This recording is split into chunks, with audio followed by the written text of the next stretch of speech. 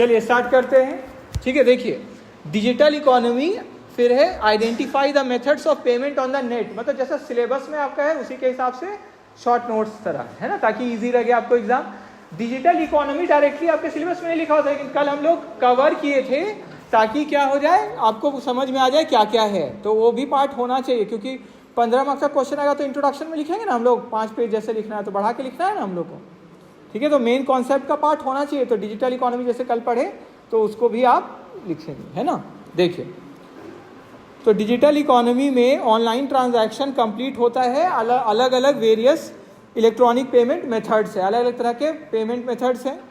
ये मेथड क्या इंश्योर करते हैं कि हमारा जो ट्रांजैक्शन है, मतलब जो पेमेंट हो या जो भी हम कर रहे हैं, वो ईजिली, सिक्योरली, मतलब सुरक्षित तरीके से, फास्ट तरीके से और कैशलेस ट्रांसफ़र हो सके मनी का।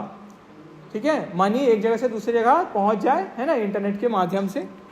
अब देखिए major methods of payment on the net. तो मेन मेथड्स क्या है जो यूज़ होते हैं आजकल ऑनलाइन में। तो जैसा हम लोग अभी आजकल देख रहे हैं, ज़्यादातर तो क्या यूज़ कर रहे हैं हम लोग, यूपीआई से यूज़ कर रहे हैं ना, क्योंकि तुरंत हो रहा है, कोई डिटेल फीड करना नहीं पड़ता है, बस स्कैन करो पेमेंट कर दो, है ना।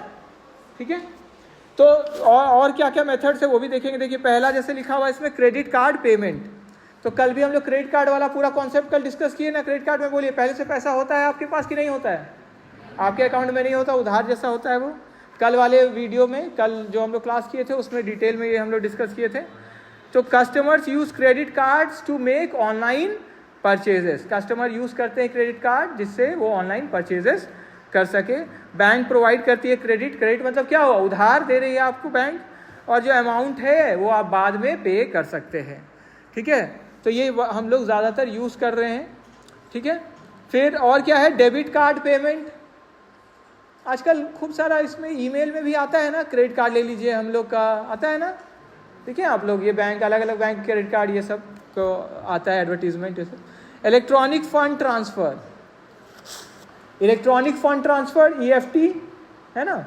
तो ये भी हम लोग देख चुके हैं, जो बैंक अकाउंट्स के बीच में जो ट्रांसफ़र होता है उसको हम लोग क्या बोलते हैं, EFT है ना, transfer of funds electronically between bank accounts. इसमें इंक्लूड सिस्टम्स, क्या क्या सिस्टम इसके अंदर आता है, इसके अंदर NEFT है, RTGS है, IMPS है, UPI वाला भी बोल सकते हैं, अगर सीधे बैंक अकाउंट से लिंक होता है वहीं से कट जाता है ना।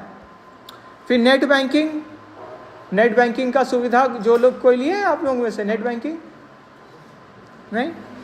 ठीक है, तो उसमें जैसे वेबसाइट में हम लोग जाते हैं बैंक का और वहाँ से हम लोग पेमेंट करते हैं, तो उससे भी लेकिन फास्ट तरीका भी तो UPI ही सबसे इजी लगता है ना। कौन लॉगिन करे और अपना पूरा अकाउंट डिटेल्स और जिसको भेजना है उसका अकाउंट डिटेल्स, और ये सीधे आजकल स्कैन करते हैं और तुरंत ट्रांसफ़र। ठीक है, जैसे मेरा ही बैंक अकाउंट है या आप लोग का भी होगा, जैसे जो ऑनलाइन इंटरनेट बैंकिंग वाला फैसिलिटी लिए हुए हैं, तो कब खोले थे लास्ट, अब तो वो भी नहीं याद रहा कितना टाइम हो गया। अब तो जब ओपन करेंगे तो क्या आएगा, पासवर्ड चेंज करिए, आपको बहुत टाइम हो गया है सीधे पासवर्ड चेंज करने के लिए, है ना। तो अब क्या, क्योंकि यूज़ नहीं हो रहा है ना उसका। इवन बैंक अकाउंट वाला भी जो ऐप है उसका भी उतना कहाँ यूज़ कर रहे हैं हम लोग, तो सब UPI वाला जो पेटीएम हो गया, फ़ोनपे हो गया, यही सब का ज़्यादा यूज़ अभी कर रहे हैं ना हम लोग, क्योंकि हम लोग का काम ईजिली हो जा रहा है, इसलिए उसका ज़रूरत नहीं पड़ रहा है। ऐप है भी तो क्या है, वो ऐप ऐसे ही रखा रह रहा है। ठीक है, सीधे बैठिए इधर, आप सीधे बैठिए सो जाएंगे नहीं तो। ठीक है, देखिए सीधे बैठिएगा ना, और पेन या पेंसिल हाथ में रखिएगा, पेज खुला रहेगा, कुछ सुनते रहेगा, थोड़ा कुछ नोट करते रहेगा ना, तो एक्टिव रहेगा क्लासरूम में। जो बोलते हैं येस नो उसमें रिस्पॉन्ड करिएगा, अच्छा लगेगा आपको। ठीक है, यूनिफाइड पेमेंट इंटरफेस UPI आ गया। देखिए real time bank to bank transfer system using mobile applications. तो UPI ID होना चाहिए, पिन ऑथेंटिकेशन, पिन हम लोग एंटर करते हैं तो पेमेंट करते हैं। मोबाइल वॉलेट्स, कल इसका भी हम लोग डिटेल में डिस्कस कर रहे थे। वॉलेट्स जो ऐप ही प्रोवाइड करती है कि आप क्या कर सकते हैं, कुछ पैसा ट्रांसफर करके रख सकते हैं, लेकिन कल जैसे बात करते हैं ज़रूरत नहीं पड़ रहा है आजकल, सीधे बैंक वाले से सीधे ट्रांसफर कर लेते हैं ना, उसका वॉलेट का उतना यूज़ नहीं कर रहे, लेकिन रख सकते हैं डिजिटल वॉलेट्स जो जिसमें आप मनी स्टोर करके रख सकते हैं ताकि तुरंत पेमेंट हो जाए। मनी इज़ प्री लोडेड और link to bank account, bank account से भी लिंक करके। ठीक है, बीच में एक टाइम आया था कि पहले तो सिर्फ वॉलेट वाला टाइम आया था, वॉलेट से हो रहा था, पहले आप बैंक से वॉलेट में ट्रांसफ़र करिए और फिर वहाँ से पेमेंट करिए।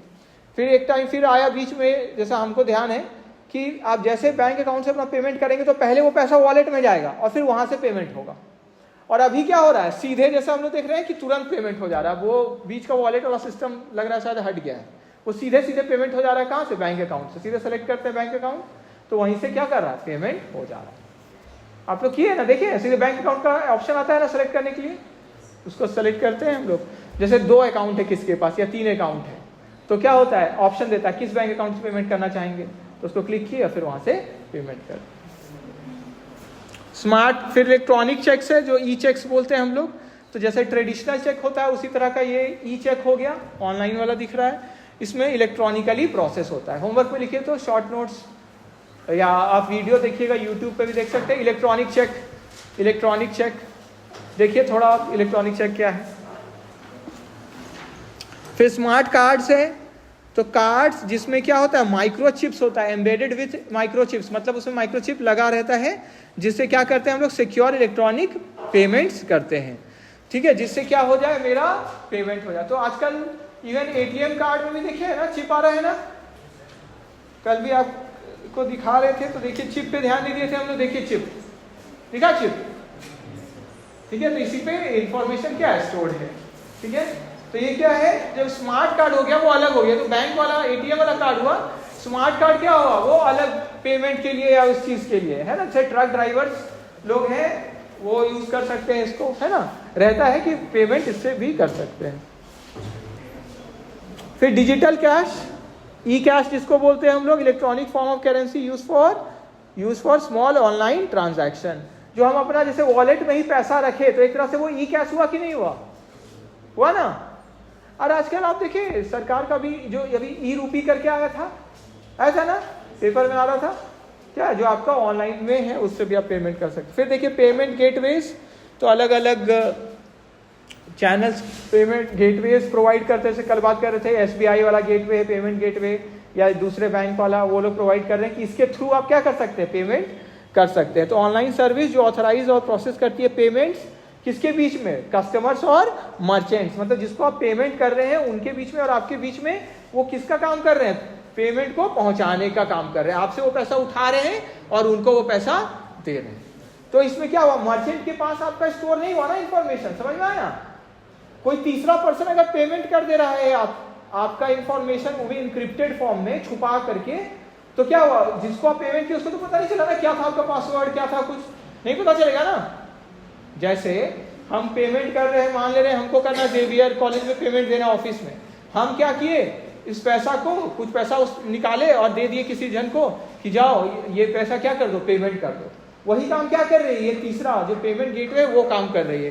कस्टमर के बीच में और दुकानदार के बीच में इलेक्ट्रॉनिक वे में पेमेंट गेटवेज आ जा रही है, जो ये क्या कर रही है, इस पेमेंट को करवा दे रही है, इस ट्रांजेक्शन को पूरा करवा दे रही है। क्लियर हो गया सबको, क्लियर है। तो आपको जिसको पेमेंट कर रहे हैं उसको तो नहीं, उनके सिस्टम में तो कुछ नहीं करना पड़ रहा है ना, ये तो ऑनलाइन हो जा रहा है, और कोई तीसरा पार्टी आपके लिए कर दे रहा है काम। क्लियर सबको, तो छुप के हो जा रहा है कि नहीं, हो जा रहा है ना। कैसे हुआ, कौन सा आपका कार्ड नंबर था या क्या आप वहां एंटर किए, तो पता नहीं चलेगा ना जिसको पेमेंट किया। समझ में आया, ठीक है।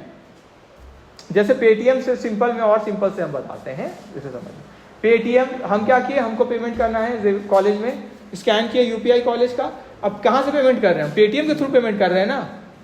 तो मेरे बीच में और कॉलेज के बीच में कौन है अभी, पेटीएम या फोन पे या गूगल पे, जिसको भी यूज कर रहे हैं पेमेंट करने के लिए। आप समझ में आया, तो पेमेंट तो किसी और के तहत हो जा रहा है ना, समझ में आया आप सबको, ठीक है। देखिए सिक्योरिटी इन ऑनलाइन पेमेंट्स, तो सिक्योरिटी क्या है,